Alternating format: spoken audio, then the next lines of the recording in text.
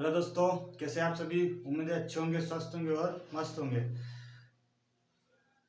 तो स्वागत है आपका अपने YouTube channel black panther study में। आज हम देखने वाले हैं बायोलॉजी में सेल यानी कि कोशिका के बारे में कुछ हम जानेंगे। कुछ क्वेश्चन मैं आपके सामने लेकर आया हूँ जिनके बारे में हम बात करेंगे। प्राइवेट पेपर के बहुत सारे क्वेश्चन होते हैं जिनके बारे में बात करेंगे। सारी एग्जाम के लिए आपके मोस्ट इम्पोर्टेंट हो सकते हैं।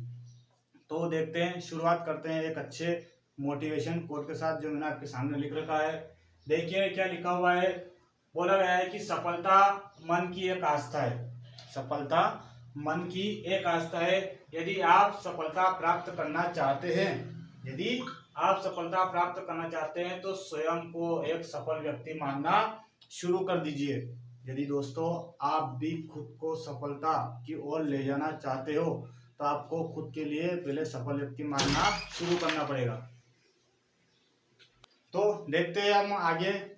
कुछ क्वेश्चन मैं आपके सामने लेकर आया हूं, जैसे कि पहला क्वेश्चन आपकी स्क्रीन के सामने है। पहला क्वेश्चन जो दिया गया है, कोशिका का जीवित अंश क्या कहलाता है। कोशिका का जीवित अंश क्या कहलाता है। चार ऑप्शन आपके सामने है। पहला ऑप्शन दिया गया है जीव द्रव्य, दूसरा ऑप्शन आपको दिया गया है कोशिका द्रव्य, तीसरा क्वेश्चन केंद्रक द्रव्य और चौथा क्वेश्चन है केंद्रिका द्रव्य। सही ऑप्शन इसका चूज कीजिए। इसका सही आंसर है आपका ए, जीव द्रव्य। दोस्तों जो कोशिका होती है, कोशिका के अंदर दो प्रकार के द्रव पाए जाते हैं।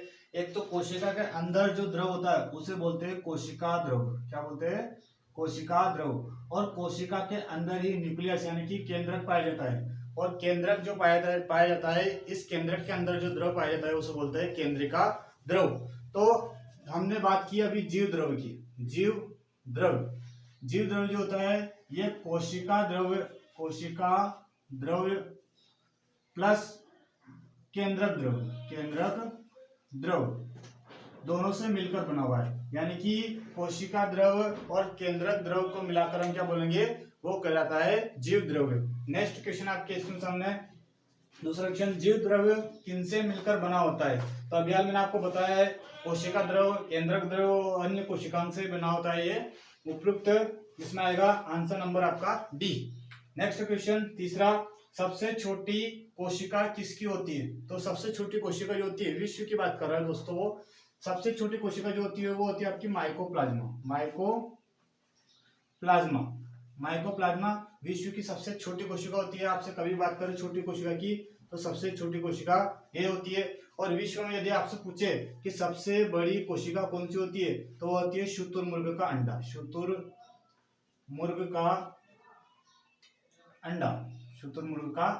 ये होती है सबसे बड़ी कोशिका। नेक्स्ट क्वेश्चन आपके सामने है, एक कोशिकीय जीव का उदाहरण क्या है। अमीबा, यूग्लिमा, पैरामीशियम या उपयुक्त तीनों।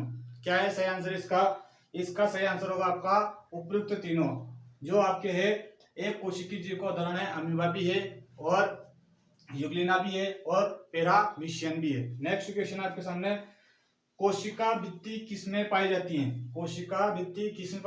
तो पादप में, जीवाणु में या फिर विषाणु में। दोस्तों कोशिका भित्ति जो होती है ये प्लांट्स यानी कि पेड़ पौधों में कोशिका भित्ति पाई जाती है और जंतु जो होते हैं उसमें पाई जाती है कोशिका झिल्ली। ये दोनों बातें आपको याद रखनी है। तो इसमें पादप भी आया है और जीवाणु भी आया है, जो पेड़ पौधे यानी कि प्लांट का एक भाग है। तो इसमें आएगा दोनों, पादप और जीवाणु। नेक्स्ट छठा क्वेश्चन आपके पास, सबसे छोटी कोशिका माइकोप्लाज्मा का साइज क्या होता है। दोस्तों इसका साइज भी पूछा गया है। जो आपसे सबसे छोटी माइकोप्लाज्मा थी इसका जो साइज होता है 0.3 माइक्रोमीटर। सबसे छोटी कोशिका का आकार ये होता है, ध्यान रखिए। इसका ऑप्शन है ए। नेक्स्ट क्वेश्चन, नॉल तथा रुस्का ने किसकी खोज की। तो इसका सही आंसर क्या है देखते हैं। चार ऑप्शन आपके सामने है, दूरबीन, सूक्ष्मदर्शी, इलेक्ट्रॉन सूक्ष्मदर्शी, परमाणु सूक्ष्मदर्शी। क्या है इसका सही ऑप्शन। तो इसका सही आंसर है इलेक्ट्रॉन सूक्ष्मदर्शी। आठवां क्वेश्चन आपके सामने, कोशिका के मूल घटक कौन से हैं। कोशिका के मूल घटक देखते हैं। इसमें कोशिका झिल्ली है, केंद्रक है या फिर कोशिका द्रव है या उपयुक्त सभी है। तो कोशिका के अंदर सभी पाए जाते हैं। इसमें एक केंद्रक भी है और कोशिका झिल्ली बाहर वाले को हम कोशिका झिल्ली बोलते हैं और कोशिका द्रव जो इसके अंदर पाए जाते हैं उसे कोशिका द्रव होते हैं। तो तीनों क्या इसके घटक है। Option number D. नोवा क्वेश्चन, अंतर्द्रव जालिका की खोज किसने की? अंतर्द्रव जालिका जो होती है आपके जैसे इस प्रकार से अंतर्द्रव जालिका अंदर पाई जाती है, इस कोशिका के अंदर यहाँ पर पाई जाती है। इसके दो भाग होते हैं दोस्तों, कितने? इसके दो भाग होते हैं। दो भाग कौन कौन से? एक तो होता है खुरदुरा भाग, खुरदुरा भाग, एक होता है चिकना भाग, चिकना भाग, चिकना भाग, खुरदुरा भाग और चिकना भाग। खुरदुरा भाग जो होता है इसमें पाया जाता है राइबोसोम। क्या पाया जाता है? राइबोसोम। राइबोसोम में छोटे छोटे इस प्रकार से इसके कण होते हैं जिन्हें हम राइबोसोम कहते हैं। राइबोसोम जो प्रोटीन की फैक्ट्री भी कहलाता है, प्रोटीन का निर्माण करता है। और जो चिकना भाग होता है इसमें वसा का निर्माण होता है। तो इसने आपसे क्वेश्चन क्या किया है, इसकी खोज किसने की? तो खोज की इसकी पोर्टर ने, है ना, ईआर यानी कि एंडोप्लाज्मिक रेटिकुलम, अंतर्द्रव्य जालिका की खोज किसने की थी? पोर्टर ने, पोर्टर। नेक्स्ट क्वेश्चन आपका, गुणसूत्र की खोज किसने की? गुणसूत्र की खोज किसने की? 10वां क्वेश्चन है जोहानसन, वाटसन, राउट ब्रदर्स और नेक्स्ट है वाल्डेयर। इसका सही ऑप्शन आपका क्या होगा देखते हैं। इसका सही ऑप्शन है चौथा, वाल्डेयर। नेक्स्ट, कोशिका की क्रियात्मक गतिविधियों को नियंत्रण कौन करता है? तो कोशिका की क्रियात्मक गतिविधियों को नियंत्रण कौन करता है? तो नियंत्रण तो एक ही कर सकता है, केवल केंद्रक। जब तक केंद्रक किसी भी कोशिका के किसी भी भाग को आदेश नहीं देगा तब तक कोशिका का कोई भी भाग कार्य नहीं कर सकता है। तो इसको बोलते हैं कंट्रोलर हम कोशिका का। कोशिका का कंट्रोलर कौन है? तो वो है न्यूक्लियस। नेक्स्ट, न्यूक्लियस की खोज किसने की? अब इसी की बात आ गई कि न्यूक्लियस की खोज किसने की।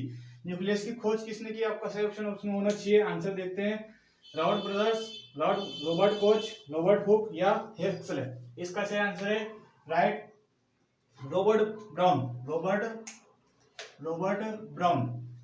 ब्राउन ने इसकी खोज की है। कब की थी? तो 1831 में इसकी खोज की थी। इसी प्रकार से आपसे कभी कभी पूछ लेता है कोशिका की खोज किसने की? तो कोशिका की खोज की आपके रॉबर्ट हुक ने, रॉबर्ट हुक। और कब की थी? तो 1665 में। ये दोनों बातें आपको याद रखनी है।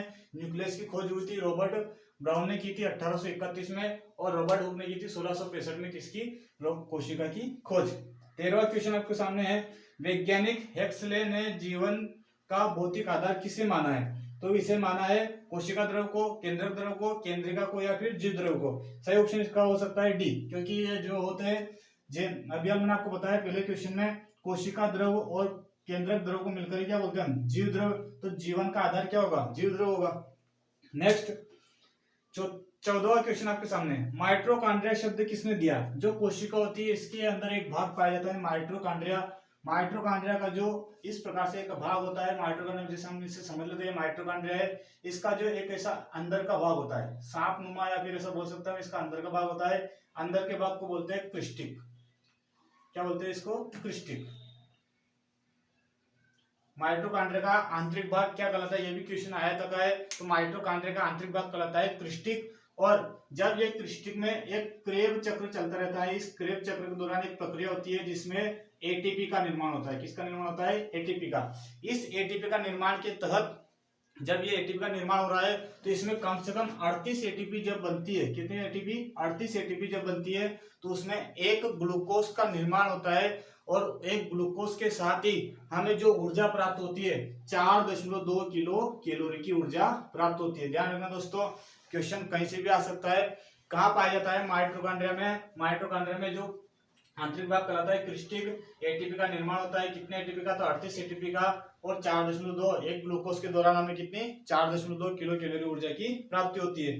इसने क्या पूछा है कि माइटोकॉन्ड्रिया शब्द किसने दिया? तो शब्द इसकी दोनों की बात करते हैं। खोज जो की थी अल्टमैन ने, खोज अल्टमैन ने की थी। और इसके जो शब्द दिया था इसमें सी बेंडा यानी कार्ल बेंडा ने। सी बेंडा, बेंडा डायरेक्ट बोल सकते हो, कोई दिक्कत वाली बात नहीं है। सी बेंडा यानी कि शब्द किसने बात की है? तो शब्द दिया है कार्ल बेंडा ने। 15वां क्वेश्चन, माइटोकॉन्ड्रिया किसमें अनुपस्थित होते हैं? तो माइटोकॉन्ड्रिया किसमें अनुपस्थित होते हैं? इसका सही ऑप्शन है बी, जीवाणु में माइटोकॉन्ड्रिया नहीं पाया जाता है। नेक्स्ट, कौन से कोशिकांग में श्वसन एवं ऊर्जा के संबंधित रासायनिक प्रक्रिया होती है? तो ये माइटोकॉन्ड्रिया, इसे ऊर्जा की फैक्ट्री भी हम कहते हैं। क्या बोलते हैं इसे? ऊर्जा यानी कि पावर हाउस भी हम इसे कहते हैं, ऊर्जा का केंद्र भी इसे हम कहते हैं। तो माइटोकॉन्ड्रिया आएगा इसमें। नेक्स्ट, कोशिका का पावर हाउस यानी कि शक्ति ग्रह किसे कहते हैं? शक्ति ग्रह, वही बात है, वो भी उसमें आएगा, माइटोकॉन्ड्रिया इसमें आएगा। 17वां क्वेश्चन भी वही है आपका। यानी कि माइटोकॉन्ड्रिया को हम बोलते हैं सूत्रकणिका। क्या बोलते हैं दोस्तों? सूत्रकणिका। तो कोशिका का पावर हाउस क्या कहलाता है? सूत्रकणिका।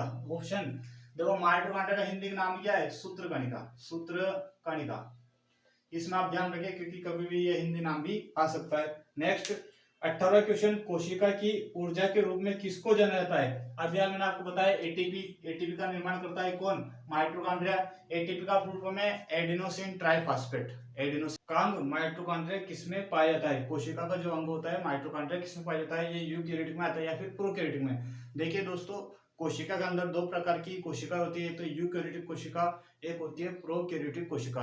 यूकैरियोटिक कोशिका जो होती है उसमें हम बता सकते हैं कि जो बड़े जीव होते हैं वो यूकैरियोटिक कोशिका में आते हैं, और छोटे जो कीट पतंग होते हैं जिसमें कम प्रोटीन, कम माइटोकॉन्ड्रिया और ये मात्रा होती है वो प्रोकैरियोटिक कोशिका में आते हैं। तो हम देखते हैं इसमें जो माइटोकॉन्ड्रिया होता है वो आता है प्रोकैरियोटिक कोशिका में। नेक्स्ट 20वां क्वेश्चन आपके सामने है, कोशिकांग केवल पादप कोशिका में पाया जाता है। ऐसा कौन सा कोशिकांग है जो केवल पादप कोशिका में पाया जाएगा? तो आप बता सकते हैं। देखो, लाइसोसोम भी होता है तो जंतु कोशिका में, माइटोकॉन्ड्रिया भी होता है जंतु कोशिका में, और कोशिका झिल्ली भी किसमें पाई जाती है? जंतु कोशिका में। तो इसका सही आंसर होगा प्लास्टिड। नेक्स्ट 21वां क्वेश्चन आपके सामने है, वनस्पति कोशिका में क्लोरोफिल का संबंध किससे है?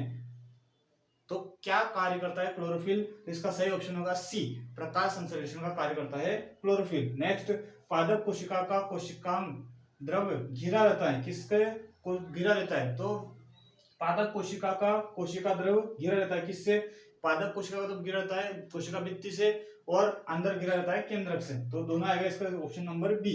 नेक्स्ट, कोशिका द्रव व केंद्रिका द्रव मिलकर कहलाते हैं। अभी यार बताया मैंने आपको, जीव द्रव कहलाते हैं जिसे हम बोलते हैं प्रोटोप्लाज्म। जीव द्रव का एक और नाम क्या है? प्रोटोप्लाज्म। एक और नाम इसका है प्रोटोप्लाज्म। नेक्स्ट क्वेश्चन आपके सामने है 24वां, कोशिका का सबसे बड़ा व सबसे छोटा कोशिकांग क्या है? तो देखते हैं इसमें केंद्रिका व माइटोकॉन्ड्रिया क्या है इसका सबसे बड़ा और सबसे छोटा। तो आपसे इसमें पूछा जाए, सब पहले बोला उसने बड़ा, तो बड़ा होता है केंद्रक। बड़ा क्या होता है? केंद्रक। कोशिका का सबसे बड़ा अंग है न्यूक्लियस, यानी कि न्यूक्लियस सबसे बड़ा है, और सबसे छोटा पूछे तो छोटा होता है राइबोसोम। छोटा क्या होता है? राइबोसोम। ठीक। नेक्स्ट क्वेश्चन आपके सामने, कोशिका द्रव में कोशिकांग पाए जाते हैं। तो सभी कोशिकांग लगभग कोशिका में द्रव में पाए जाते हैं लगभग, तो ऑप्शन होगा डी। 26वां क्वेश्चन आपके सामने, केंद्रक झिल्ली रहित कोशिका कहलाती है। केंद्रक झिल्ली रहित कोशिका क्या कहलाती है? उसने बोला है केंद्रक झिल्ली रहित कोशिका क्या कहलाती है। तो सही ऑप्शन क्या होगा दोस्तों? देखते हैं इसमें 26वां क्वेश्चन है, इसका सही है। और केंद्रक रहित जो कोशिका होती है वो होती है प्रोकैरियोटिक कोशिका, मतलब उनमें कम जान होती है, केंद्रक रहित होती है। ठीक। नेक्स्ट, कोशिका के आंतरिक पदार्थ का पाचन कौन करता है? तो कोशिका के आंतरिक पदार्थ का पाचन करता है लाइसोसोम। लाइसोसोम जो होता है, जैसे हम इसे दर्शाते हैं एल से, लाइसोसोम को हम बोलते हैं कोशिका की आत्मघाती थैली। आत्मघाती थैली, कोशिका की आत्मघाती थैली क्या है?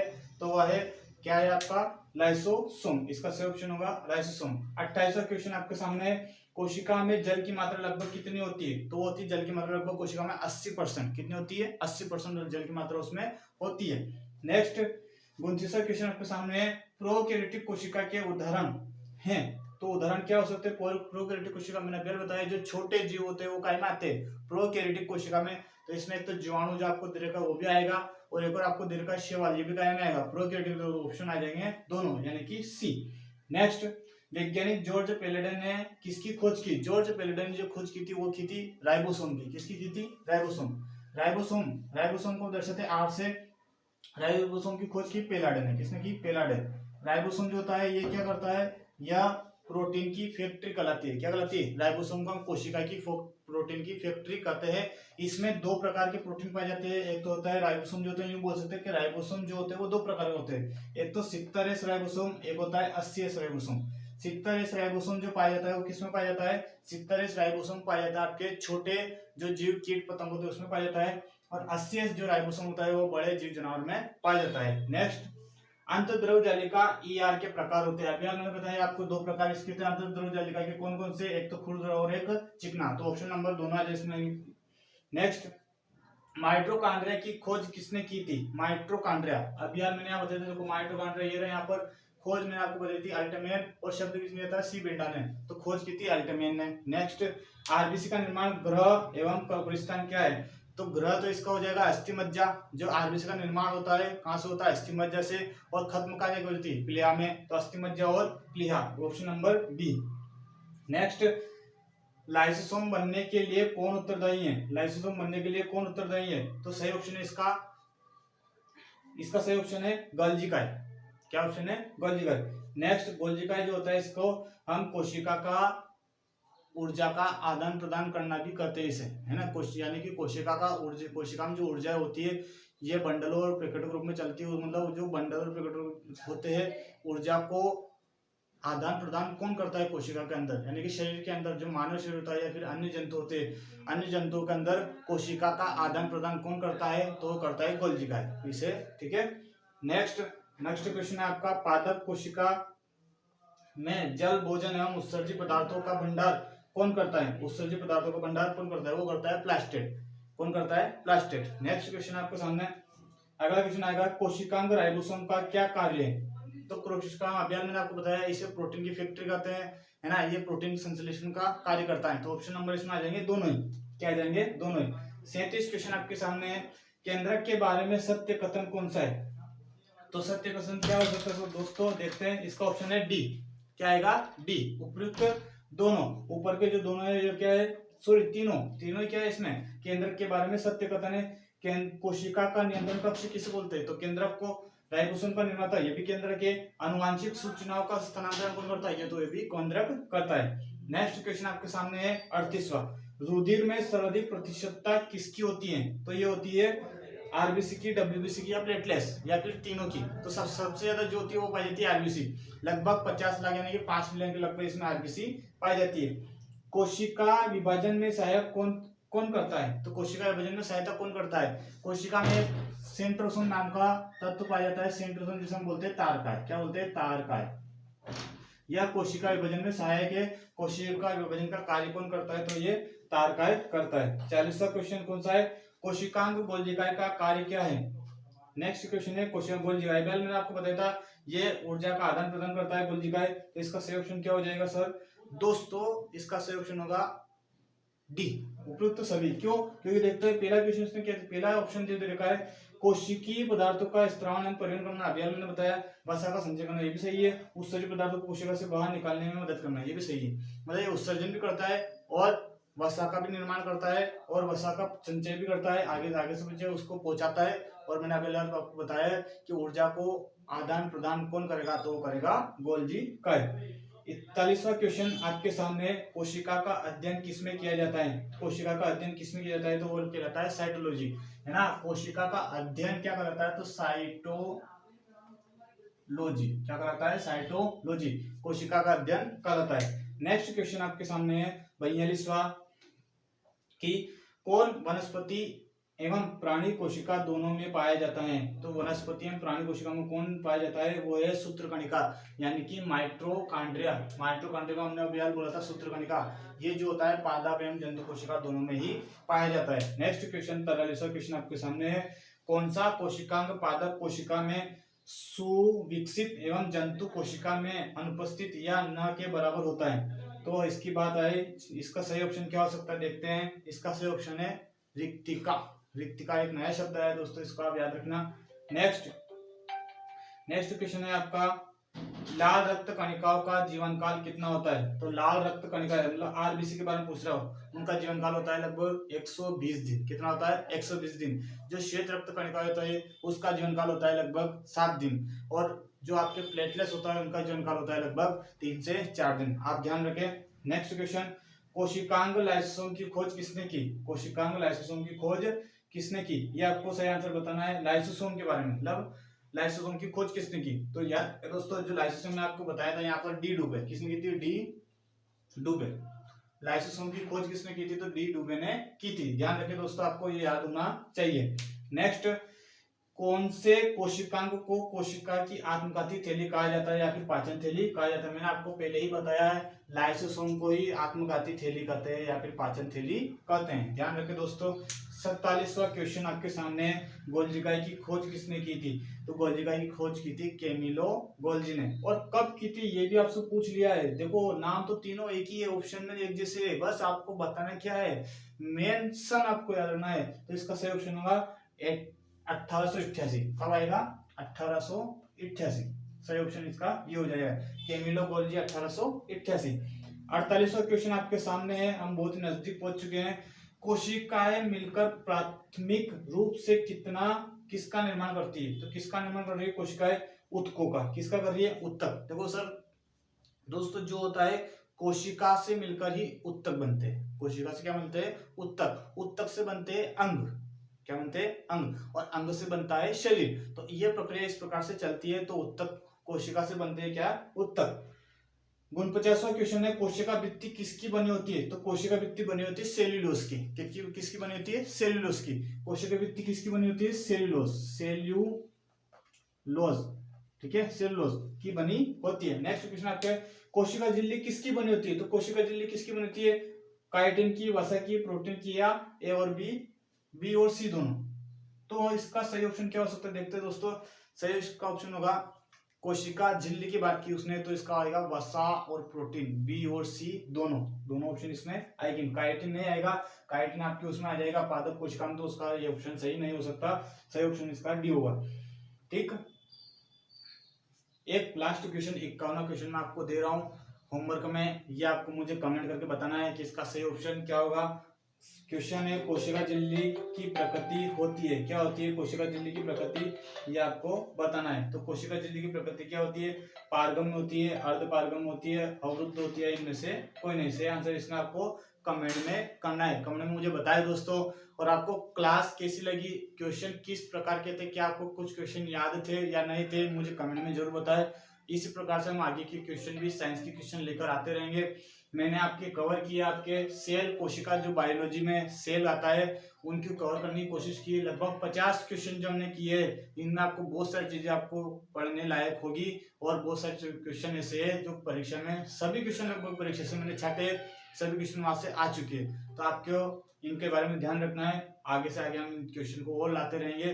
ठीक है, धन्यवाद, जय हिंद।